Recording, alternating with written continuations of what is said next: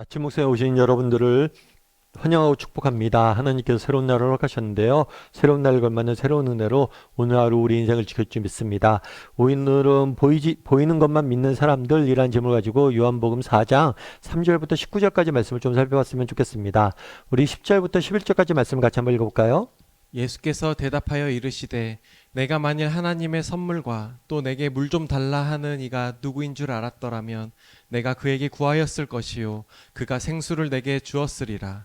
여자가 이르되 주여 물 기를 그릇도 없고 이 우물은 깊은데 어디서 당신이 그 생수를 얻겠사옵나이까. 네. 예수님께서는 사마리아 지역에 가서 수가성으로 가죠. 사마리아 지역의 수가성으로 가셔서 여인을 만나게 됩니다. 이 여인에게 물을 달라고 우물 근처에 있었는데 물을 달라고 구하게 돼요. 그러자 여인이 이런 반응을 보이죠. 아, 네가 유대인인데 왜 내게 말을 거느냐? 라고 반응을 보입니다.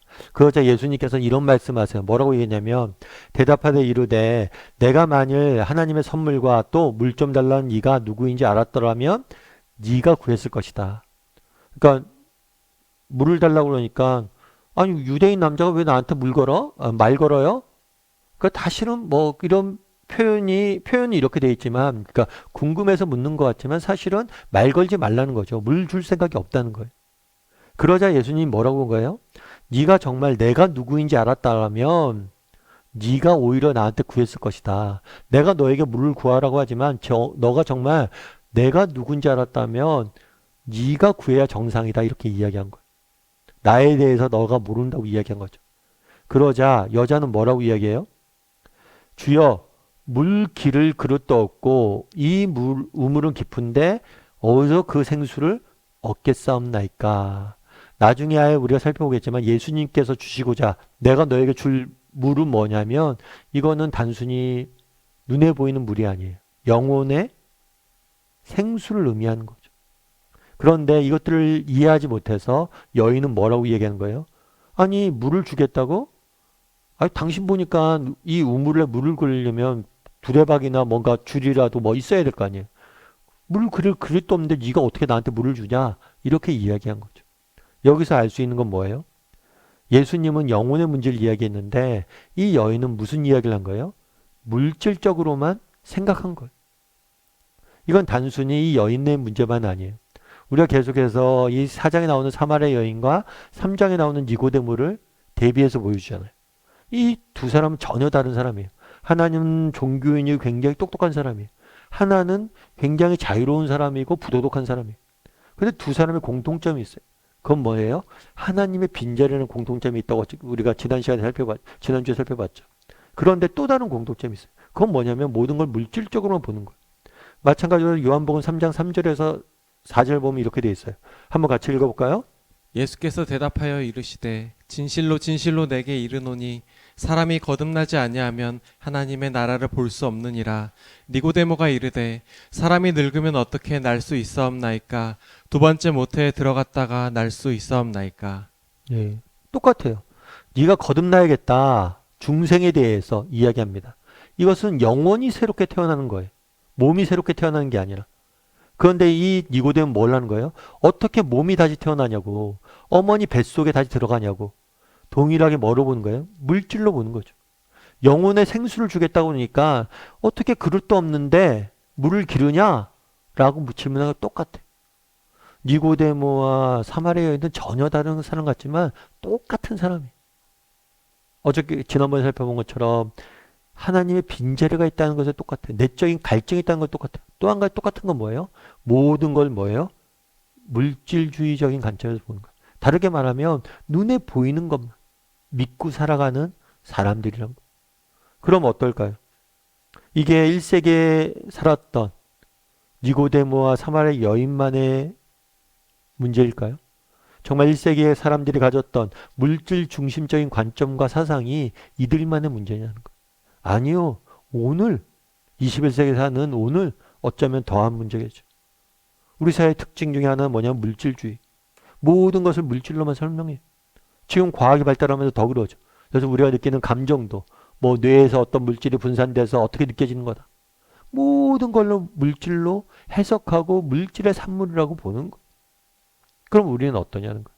이런 세상의 흐름과 무관한가요? 우리도 이런 물질적인 한계에 갇혀서 물질적인 것들만 추구하고 물질적인 것들만 바라보며 살아가고 있지 않냐는 거예요. 여러분 한번 생각해 보세요. 지난 한 주간 우리의 사상에, 모두의 생각에 차지했던 건 뭐예요? 여러분의 머릿속에 무엇이 담겨져 있어요? 무엇을 먹을까? 무엇을 입을까? 무엇을 얻을까? 온통 물질적인 것들 아니에요. 내 영혼이 얼마나 건강해지고, 내가 정말 영적으로 얼마나 성숙해지고, 내 영혼이 정말 어떻게 하면 기쁨을 누릴지에 대해서 고민하기보다는 내 육체가, 물질이 무엇을 얻을까, 먹을까, 입을까? 그런 것들에 우리가 머리가, 이제 모든 것들에 초점을 맞춰 살아가고 있지 않냐는 거. 어쩌면 니고데모나 사마리아 여인이 가지고 있었던 문제가 우리에게 동일하게 있는 거예요. 아니, 더 심각하게 있는 거예요. 그래서 우리도 그 당시에 돌아가면, 우리가 본문으로 들어가면 우리도 똑같이 답했을 거예요. 어떻게 그릇도 없는데 물을 얻습니까? 어떻게 뱃속에 들어갑니까? 아니, 오늘도 그렇게 늘 답하고 있는 거예요. 예수님 우리를 만나서 정말 우리의 삶에 역사하길 원하시고 일하기를 원하는데 여전히 우리의 대답은 물질적인 거라는 거예요. 그래서 우리에게도 이런 문제들이 없는지 돌아봐야 된다는 거죠. 존 스토트 목사님은 이렇게 이야기합니다. 진짜 기독교는 초자연적인 기독교다. 기독교란 몇 개의 도덕적인 평범한 원리들로 이루어진 단조롭고 해롭지 않은 윤리에다 종교를 조금 가미해서 맛을 낸 것이 아니다. 멋지죠? 윤리에다가 몇 가지 종교적 요소를 가미한 게 아니라는 거예요. 기독교는 뭐예요? 부활의 종교이며 하나님의 능력으로 말미암아 사는 삶이다. 부활이 뭐예요?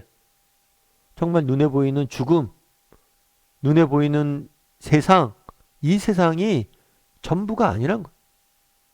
우리에게는 보이지 않는 정말 진정한 세상, 참된 세상이 약속되어 있고 보이진 않지만 하나님의 능력으로 하루하루 살아가는 삶을 사는 사람들이란 거예요. 정말 우리는 정말 부활과 보이지 않는 것들 보고 정말 보이지 않는 하나님의 일하심을 믿고 살아가냐는 거예요. 결국 믿음이란 뭔 거예요? 히브리서는 뭐라고 얘기해? 믿음이란 보이지 않는 것들의 실상이다. 보이지 않는 것들을 보는 게 믿음이에요. 그런데 우리가 믿음이 있다고 하면서 정말 눈에 보이는 것들만 보며 믿고 살아가고 있지는 않냐는 거죠. 제가 예전에 어떤 책에서 읽은 이야기인데 한 여인이 있었어요. 이 여인이 어떤 사고로 인해서 눈을 실명하게 됩니다. 앞이 안 보이게 된 거예요. 하루아침에. 어떻게 해요? 인생이 너무나 절망스럽죠.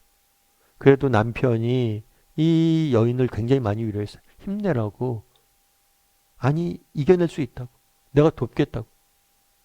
그래서 남편의 위로로 정말 열심히 앞에 보이지 않지만 세상에 적응하면서 새로운 세상에 적응하면서 살아가려고 노력해. 그래서 직장도 다니고 정말 남편이 직장까지 데려다주고 매일같이 돌봐주고. 그런데 어느 날 남편이 그런 거예요. 한참 지나서 난 다음에 그런 거예요. 뭐라고 그러냐면 여보, 계속해서 이렇게 사는 거는 옳지 않은 것 같아. 올바른 방법이 아닌 것 같아. 이제 스스로 뭔가 할 수도 있어야 될 것 같아. 이제 출근은 당신 혼자 힘으로 해봐. 이렇게 이야기한 거예요. 어쩌면 남편 이야기가 맞죠. 혼자 할 수 있는 것도 있어야 되죠. 근데 너무 섭섭했대. 이 사람이 내가 귀찮아진 건 아닌가. 그래서 그 다음부터 혼자 출근한 거죠. 혼자 버스 타고 계속해서 출근하고 출퇴근하고 쭉 했는데 나중에 한 번은 버스를 타고 이렇게 출퇴근하는데 그 버스 기사가 그런 얘기를 했대요. 자기한테. 부인은 굉장히 좋은 남편을 뒀네요. 그랬대요. 그래갖고 이 사람이 뭐라고 했냐면 좋은 남편이요? 왜요? 딱 그랬더니만 이 기사가 뭐라고 했냐면 늘 남편이 뒤에서 저렇게 부인을 지켜보고 있잖아요. 남편이 그랬던 거예요. 어차피 수술할 수 있는 그런 것도 키워야 되니까 능력도 키워야 되고 해야 되니까 혼자 하라고 하고 뭘 하냐면 뒤에서 계속 쫓아다닌 거예요.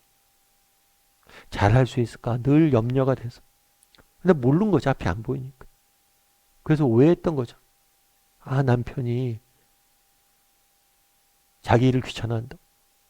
그런데 아닌 거. 더 사랑하기 때문에 보이지 않지만 돌보고 있었던 거.